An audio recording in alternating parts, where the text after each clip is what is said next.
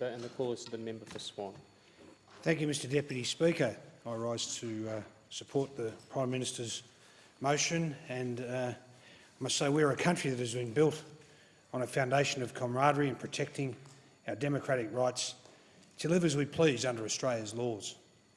Our society does not condone murder, it does not condone sexual assault or slavery, and it does not condone hatred based on race, sex or religion. No matter what laws a country puts in place, the reality is that there will always be some form of violence and crime. The atrocities we are witnessing in Iraq, however, are beyond reproach.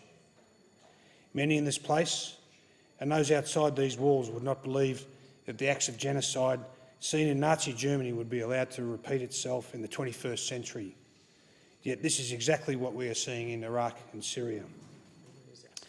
I say aloud because I do not accept that any Australian who believes in our democratic system would oppose assisting innocent civilians who are trying to survive increasing violence from a radical group, a group that I join the Prime Minister in condemning as pure evil. The world condemned Adolf Hitler and the Nazi movement, and today I join with the Prime Minister and our international allies in condemning the barbarism of the Islamic State, a group of extremists who are responsible for multiple massacres, suicide bombings, executions of prisoners, and the taking of innocent women and children from their homes to be used as sexual slaves.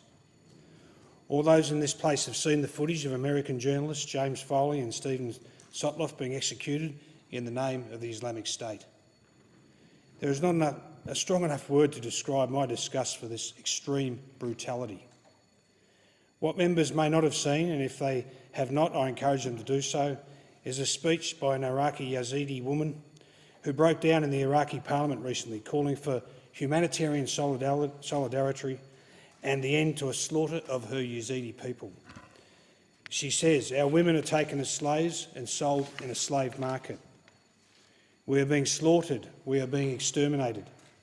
I appeal to you in the name of humanity to save us." Mr Deputy Speaker, I ask, what kind of people would we be as Australians if we did not answer this call?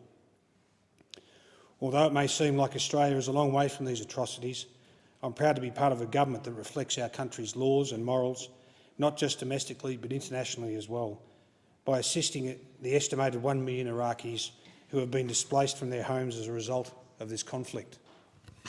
I welcome the Prime Minister's announcement that Australian aircraft would participate in humanitarian airdrops last month. And today I welcome this government's further commitment to join with our international allies in airlifting supplies, including military equipment, to the Kurdish regional government in Erbil. Humanitarian airdrops were mounted in conjunction with the American, British and French aircraft, and Italy has joined with these allies in airlifting additional military supplies. In this world there are appeasers and there are leaders. A leader is someone like our Prime Minister who stands up against barbarism, while those who oppose this call for justice seek only to poison and undermine the values of our nation. I'm staggered that when the Greens and animal activists witnessed cruelty against animals on their television screens, my office was bombarded with calls and letters condemning these actions. Yet we stand here today with our screens plastered with the images of beheadings, crucifixions and mass executions, and these same people are either silent or, in the case of the Leader of the Greens, stand in this parliament to oppose Australia's involvement in ending these atrocities. To those people I say, turn away from this brutality would be akin to assisting those who commit these heinous acts. I also question what message this sends to our RSL veterans and those who have laid their lives on the line for Australian values. Today, the United States Vice President Joe Biden added his voice to the calls for justice following the execution of Steven Sotloff, and said the United States will pursue these killers to the gates of hell, and I hope they do. I not only applaud this sentiment by the Obama administration, I also join with my colleague, the member for Fisher, in supporting further action by Australian Defence Forces, if called on to eliminate this threat. I remind the House that the threat of terrorism has no borders, and as we know, it has already reached Australia's shores. At least 60 Australians are fighting with terrorist groups across Iraq and Syria, and about 100 more Australians are known to be funding or facilitating these groups. Just as this government has responded to the Obama's administration called for solidarity in responding to terrorist threat on the ground, we have also taken swift action to respond to the homegrown terrorism threat that we are faced with. We have committed an additional $630 million over 4 years to counter terrorism measures to strengthen our borders, bolster our national security laws and increase our emphasis on preventing Australians from becoming involved with extremist groups through engagement programs. We are also responding to the threat of those Australians who have taken up arms in Syria and Iraq and attempt to return to Australia by cancelling the passports of all those who are assessed to pose a threat to our national security. Yesterday, the United Nations Secretary-General Ban Ki-moon called for all sides of Australia's parliament to support the government's efforts to respond to this global terrorist threat. I recognise and thank the Leader of the Opposition and his colleagues who have joined with the government in condemning these acts and have supported the assistance Australia has provided to date. I particularly recognise recent comments made by the member for Holt in this place when speaking on a motion by the member for Cowan in support of increased national security laws to help combat the threat of terrorism. As the member for Holt stated, one of the grave concerns I have as a member of the Security Committee since 2005 and occupying the national security space since 2005 is that eventually and inevitably in this country an event will occur on this soil of the magnitude of the Bali event, or just a terrorism event.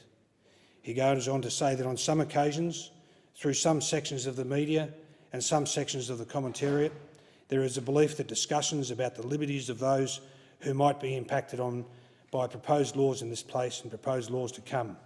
But there is not a discussion about the threat that is posed to Australian citizens now and in the future, a sentiment I fully support. Mr Deputy Speaker, we must always take a considered approach when responding to international conflicts while balancing those with the need to respond swiftly to atrocities.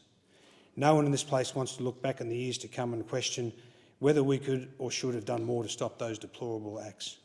And no single country or organisation can handle this international terrorism threat. I also want to remind the House of the member for Fisher's statement when he said, "The Western world stands at a crossroad. Now is the time for us to act decisively, to act with strength, to act with commitment and to act together. That is the way we will protect our values.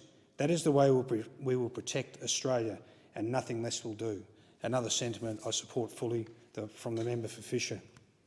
Mr Deputy Speaker, I'm proud to be part of a government that recognises the need to respond to this threat and will stand in solidarity with our international allies. Australia is a country of privilege, and with privilege comes responsibility. We have a responsibility to protect all Australians from violent extremism. We have a responsibility to reach out and protect or assist all those who are unable to protect themselves, and we have a responsibility to end this suffering, a responsibility that I'm pleased to say this government will meet head on. Thank you.